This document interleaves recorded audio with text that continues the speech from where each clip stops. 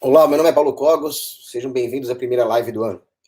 Adeus, ano velho, feliz ano novo, que tudo nós soneguemos pra economia crescer. Ouro e cripto no bolso, fuzil pra comprar e vender. Para os povos já secessão, fronteiras bem guarnecidas. Para os cruzados vençam a briga, Terra Santa redimida. Vai ser muito bom. Começou a nova era, petistas safados. Mas vamos falar nesse vídeo sobre o mito da independência do Banco Central. Porque eu vejo muita gente aí apoiando políticos que se dizem de direita e defendem um Banco Central independente, quando o Banco Central deveria ser abolido. E é sobre isso que eu vou falar. Eu não vou explicar em detalhes como funciona o Banco Central, existem vários vídeos sobre isso, talvez eu faça um também. A ideia é mais estabelecer alguns parâmetros filosóficos, políticos, sociológicos e, por que não, econômicos, sobre por que não faz o menor sentido, porque é uma ingenuidade sem tamanho defender um Banco Central na esperança que ele seja independente das políticas do governo. Então eu quero mandar um abraço para o Wilson e para o Luiz, do Prime Residence, que acompanham minhas lives e que me motivaram a começar o ano com uma live. Vamos falar, então, do Banco Central. Primeira coisa, existe aquela ideia de Montesquieu de separação dos poderes. Montesquieu defendia a separação entre executivo, legislativo e judiciário para que houvesse um mecanismo de check and balance. Um poder vigia o outro. Mas isso não funciona na prática. Na prática, sempre existe uma cartelização das forças políticas, um conluio.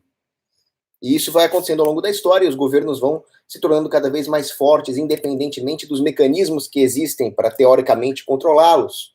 Afinal, esses mecanismos são estabelecidos pelo próprio governo. Existe um projeto de poder. Esse projeto de poder tem muito mais controle sobre as instituições que ele mesmo cria do que qualquer outro mecanismo.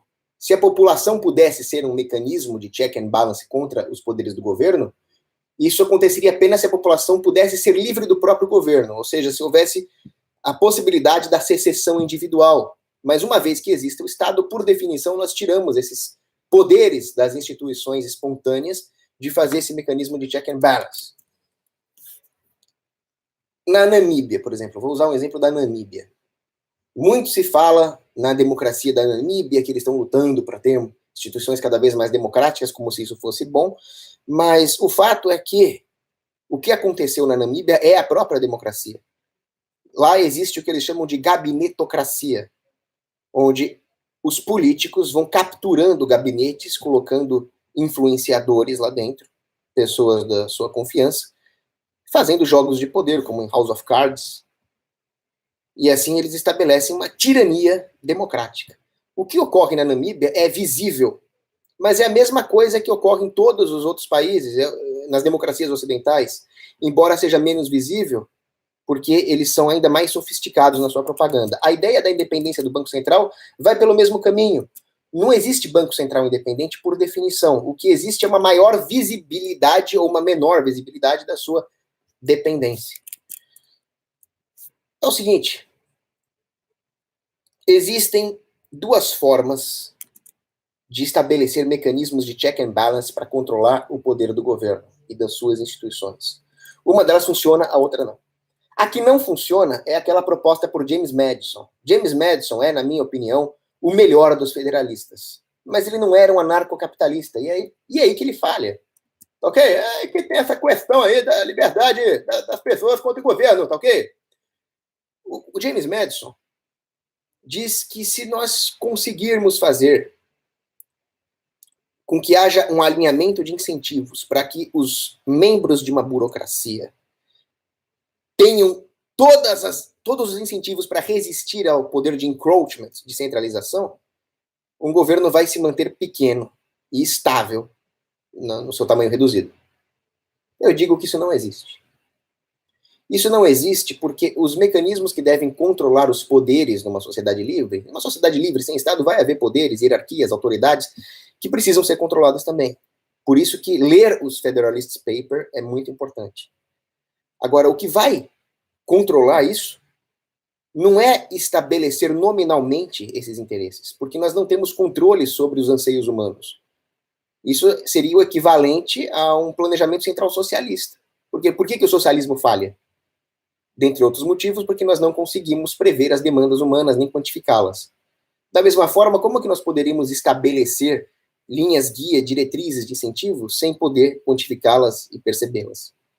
É a mesma falácia do socialismo. A única forma de fazer isso é com que os interesses mais legítimos dos indivíduos sejam respeitados, isso só é possível numa anarquia de mercado, e assim esses indivíduos estabelecem estruturas aristocráticas, sim, porque essas aristocracias são melhores do que qualquer outra instituição para controlar outras aristocracias, pelo simples fato de que elas detêm esse tipo de conhecimento.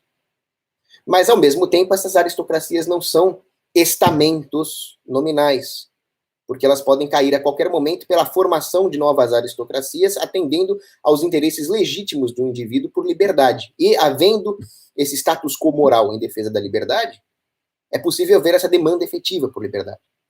Então, resumindo, a anarquia de mercado é o único mecanismo de check and balance que funciona. James Madison, que me desculpe. É preciso haver uma capacidade antidemocrática de reagir, porque a massa popular é incapaz de deter esse conhecimento. Porque as pessoas são boas em uma coisa, duas coisas. Elas não são boas em filosofia política todas. Por isso é importante que haja a capacidade de estabelecer estruturas antidemocráticas de reação contra a centralização que explora a democracia para se centralizar. Por isso que a democracia é o pior sistema possível para controlar a expansão do Estado. Esse é o grande erro de João Calvino, o reformador protestante, que estabeleceu uma ditadura em Genebra em nome do da sua reforma, da sua heresia. E ele dizia, não, a democracia é o melhor mecanismo de check and balance. É ele que vai controlar as aristocracias. Não. Apenas aristocracias podem controlar outras aristocracias. Por quê? Quem explica isso é um rabino chamado Léo Baek. Ele diz, apenas as minorias têm incentivos para pensar, para questionar, para raciocinar e para agir de forma condizente com aquilo que eles pensaram. A maioria não. É mais fácil manipular a maioria.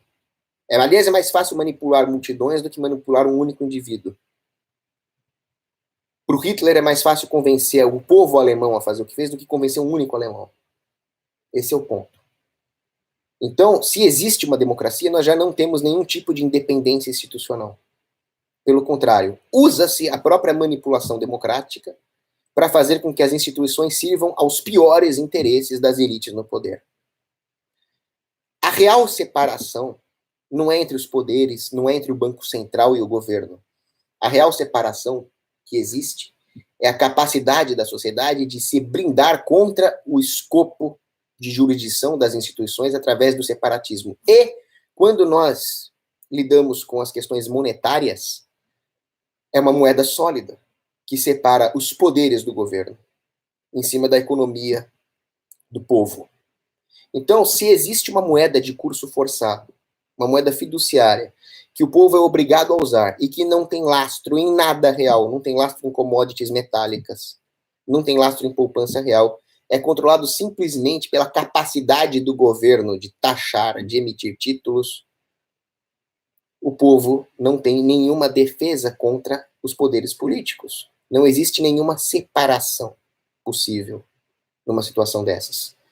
Se houvesse a disciplina de um padrão ouro, por exemplo, embora não seja perfeito, porque o ideal seria a total desestatização e desregulamentação do setor monetário, mas se existisse um padrão ouro, isso já seria uma disciplina imposta a quaisquer instituições que o governo mantém, até mesmo o Banco Central. O Banco Central, quando surgiu nos Estados Unidos, o Federal Reserve, em 1913, ele era muito menos nocivo do que hoje, porque ele era limitado por um padrão ouro. O Banco Central se tornou este monstro à medida que o governo foi destruindo o padrão ouro e impondo uma moeda fiduciária.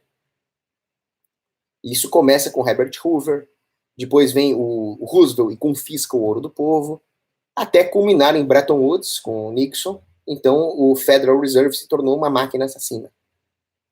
Mas é essa capacidade de voltar à realidade das coisas, de forma que o povo possa resistir a toda a artificialidade de uma tirania política, que permite que os poderes realmente estejam separados daquela presa que eles desejam abocanhar, que é a liberdade do povo. Esse é o ponto. Muito bem, falemos agora do caso específico do Banco Central. Bancos centrais sempre se submetem aos governos, porque eles fazem parte do governo. O determinador político é verdadeiro sempre. Sempre haverá uma captura. Isso é comprovado historicamente. Para quem gosta de econometria, estatística, não é minha área, eu gosto de praxeologia, eu gosto de filosofia escolástica. Mas se você gosta de séries históricas, vamos lá. Desde 1951, o Federal Reserve, nos Estados Unidos, é considerado independente. Por quê? Porque antes disso, o Federal Reserve era usado como instrumento pelo governo para manter o preço dos títulos atrativos para o lado do governo, não para o lado do comprador de títulos. Por quê? Porque o governo precisava se financiar.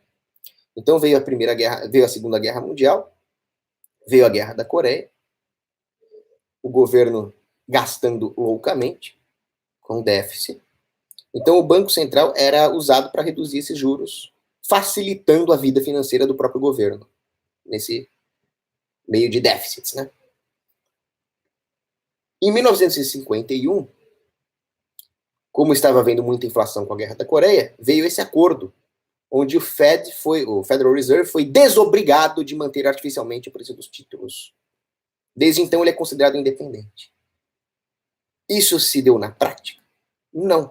Na prática, a política monetária do Federal Reserve sempre obedeceu ao governo que estava no poder. Eisenhower ele tinha tendências anti-inflacionistas, então foi uma fase de baixa inflação. O Kennedy e o Lyndon Johnson eram mais inflacionistas, houve mais inflação. Depois veio o Paul Volcker, endossado pelo Reagan, um pouco menos de inflação. E assim por diante. Ou seja, há uma correlação praticamente perfeita entre a doutrina econômica do presidente e aquilo que o Banco Central americano, teoricamente independente, faz. Isso é uma prova estatística de que a independência do Banco Central é falsa. Não existe isso. Além disso, governos são governos. Eles têm interesse em expandir o poder e nada vai mudar isso. Quer ver um exemplo? Na época do governo Bill Clinton, surgiu o Plano Gonzales. Era um plano para auditar o Federal Reserve, para filmar com câmeras as operações do Federal Reserve. Era uma auditoria independente que o Plano Gonzales propõe. Foi rejeitado pelo Bill Clinton. Acabou. Os governos mandam. Bancos centrais fazem parte do governo. Acabou. Parem de sonhar. Vamos colocar o pé no chão. Não existe Banco Central independente. Agora, vamos imaginar um mundo cor-de-rosa, porque o estatista é tão incoerente que você tem que dar todas as chances para ele no debate para não ficar uma covardia. Então vamos imaginar um mundo cor-de-rosa. Um mundo onde existem pôneis saltitantes em arco-íris. E neste mundo existe independência do Banco Central. Eles nunca se submetem aos auspícios políticos. Peraí. Mas o governo vai ter as suas próprias políticas. O governo vai ter a sua própria política fiscal e a sua própria política de gastos. E o Banco Central vai ter que se adaptar a ela independentemente da sua independência, por assim dizer. É uma dependência técnica, é uma sujeição técnica. Mesmo porque nós temos que lembrar quais são as funções de um Banco Central. O Banco Central, ele financia déficits do governo usando o povo como colateral. Basicamente é isso. Um banco central protege cartéis bancários através da reserva fracionária, funcionando como um emprestador de última instância, para usar um termo de Bagehot. Mas vejam que nem o Bagehot defendia a existência de um banco central. O que Bagehot, que era um economista britânico do final do século XIX, defendia era um sistema bancário pulverizado, concorrencial, desregulamentado, onde o próprio mercado imporia uma disciplina creditícia nos bancos, e o Rothbard discorre muito bem sobre isso, os meandros econômicos desse arranjo. Agora, o que o Bagehot fala é que se existe uma regulação do setor bancário, o Banco Central vai acabar sempre funcionando como um emprestador de última instância para manter cartéis bancários. E geralmente é isso que vai acontecer com o setor bancário numa economia onde existe um Banco Central. Uma cartelização. Por quê? Ora, o governo emite títulos para se financiar, para financiar o seu próprio déficit. Ele toma dinheiro emprestado dos bancos. Com isso, diminui a quantidade de dinheiro circulando no mercado interbancário, o que faz subir os juros. O que o Banco Central faz? Operações para reduzir essa taxa de juros. É a famosa redução da taxa Selic. Quando existe essa meta Selic, significa que o Banco Central está intervindo no mercado interbancário, funcionando como um emprestador de última instância. O que isso significa? Significa uma expansão de crédito, um aumento da oferta monetária na economia, que vai reduzir o poder de compra da população. Ou seja, subsidia-se os bancos à custa do povo. Isso é uma cartelização do setor bancário em detrimento de todo o resto do setor produtivo. É isso que o Banco Central faz. Se a nossa intenção é que isso não aconteça, é que nós não tenhamos os efeitos deletérios de uma inflação, de uma intervenção do governo no mercado interbancário, que não haja um subsídio dos grandes banqueiros em detrimento do povo, só existe uma opção. Só existe uma opção, 56! Não, brincadeira. A única opção é abolir o Banco Central. Não tem nada de Banco Central independente. É abolir de uma vez por fucking todas. Não sejam incongruentes. Vamos lembrar um pouco de fenomenologia de Husserl, né? Edmund Husserl. Ele fala sobre a inconsistência de um pensamento que não está coadunado com uma intencionalidade, certo? Noema ele usava para se referir aos processos mentais internos e que dependem de um fulfillment, de um processo intuitivo holístico, certo? Imaginação intuitiva que compreende todos os passos de um processo mental. O que isso tem a ver com o Banco Central? Tem a ver que se você está defendendo uma economia livre dessas intervenções, essa é a sua intencionalidade, é contraintuitivo defender a existência de semelhante instituição, que é o Banco Central. Ou seja, não sejam incoerentes com você mesmo. Não tenham essa inconsistência interna entre a sua intenção e aquilo que você propõe no campo prático. Tá? Isso é Husserl. Uma outra consideração que eu tenho para fazer é a seguinte. Vocês já pensaram no problema da união entre os povos? Não me refiro à união política, eu sou um separatista. Mas a moeda permite que o trabalho de um cidadão aqui no Brasil seja coordenado com o trabalho de um cidadão lá na Mongólia e eles possam comercializar, porque ambos procuram formas de armazenar o valor que eles geraram e transmitir esse valor através do comércio para outros, gerando riqueza e obtendo lucros. E a moeda tem essa função imprescindível. Então, mexer com a moeda é uma coisa muito delicada que pode prejudicar não só a economia, mas também a harmonia entre os povos, a paz, a ordem social. Isso é muito grave. Então, a moeda vai para muito além das suas implicações econômicas. Ela tem implicações culturais, sociais. Se as pessoas têm uma moeda saudável, como o ouro, uma moeda desestatizada, elas vão buscar reserva de valor. Por definição, o valor só existe se nós, num regime de propriedade privada, geramos benefícios para o próximo. É uma coisa bem cristã. Então, a moeda acaba coordenando o quê numa sociedade? O que a moeda vai coordenar? Esses interesses legítimos, esta confluência de interesse entre cidadãos que buscam o benefício mútuo. Se a moeda é inflacionária, ela não tem mais essa capacidade de longo prazo de reserva de valor. Pelo contrário, nós vamos ter uma lógica consumista, hedonista, onde as pessoas tentam gastar essa moeda antes que ela perca o valor. Na linguagem vulgar, um pega para capar. As pessoas vão ter esse comportamento de levar vantagem a curto prazo, o que vai destruir toda a ordem social. Então, abolir o Banco Central é mais do que uma questão econômica, é uma questão de ordem social. Durante a fase de maior enriquecimento dos Estados Unidos, que foi de meados do século XIX até 1913, quando veio o Banco Central, com esse vilão chamado Woodrow Wilson, que também instituiu o imposto de renda, desgraçado, comunista imundo, petista,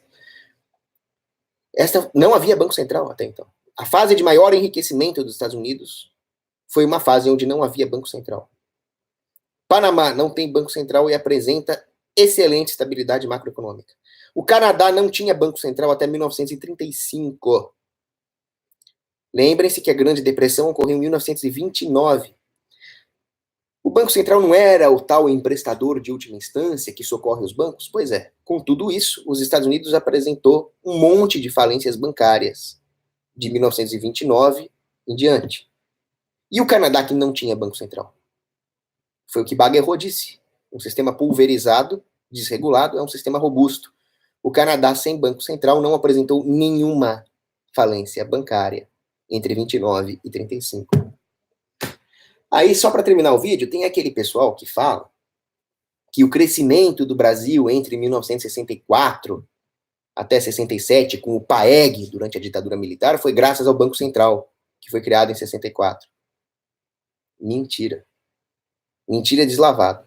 De fato, o Banco Central foi criado em 64, ideia do Roberto Campos, que era um farsante. Ele não é capitalista coisa nenhuma. E veio o PAEG. O Banco Central brasileiro, ele era independente de 64 a 67. Acabou a independência dele com Costa e Silva. Mas, como eu disse, se ele é independente ou não, não muda nada. O fato de que houve um certo controle da economia, uma certa melhora da economia, um controle inflacionário, não tem absolutamente nada a ver com o Banco Central. Pelo contrário, durante esse tempo do PAEG, houve desregulamentação financeira por parte do governo, não do Banco Central. Houve um controle de crédito ao setor privado como política de governo, não do Banco Central. Os reajustes salariais ficaram indexados apenas à inflação, não mais do que isso. E houve também uma supressão da liberdade dos sindicatos, não da liberdade legítima dos sindicatos, mas da capacidade dos sindicatos de agir politicamente, forçando adesões e assim por diante. O que é bom para a economia. Sabem por quê que isso pôde acontecer?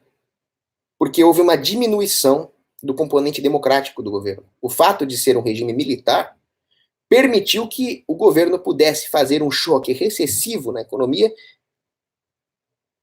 sem se preocupar com o prejuízo do capital político.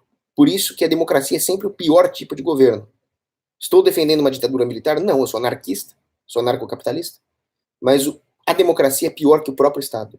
Esse é o ponto.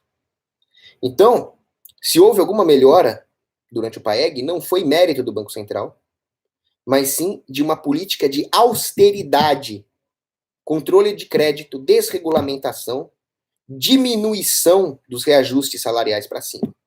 E se houve algum problema, foi justamente por causa das políticas do Banco Central. O Banco Central piorou. A melhora poderia ter sido mais acentuada se o Banco Central não quisesse, com as suas políticas, evitar uma queda abrupta da renda nominal. Ou seja, não quisesse artificialmente arrefecer o choque. Choques recessivos são a correção de políticas econômicas pródigas, indesejáveis. É isso que nós temos que ter em mente. Então, para concluir o vídeo, não tem que ter Banco Central. Independência do Banco Central é uma estratégia política para relativizar aquilo que nós realmente deveríamos defender, que é a abolição desse sistema imoral. Não deixem que o relativismo tome conta. O relativismo, ao fazer com que nós nos divorciemos de uma verdade absoluta, de princípios absolutos, se retroalimenta. Então, não ao Banco Central. Grande abraço.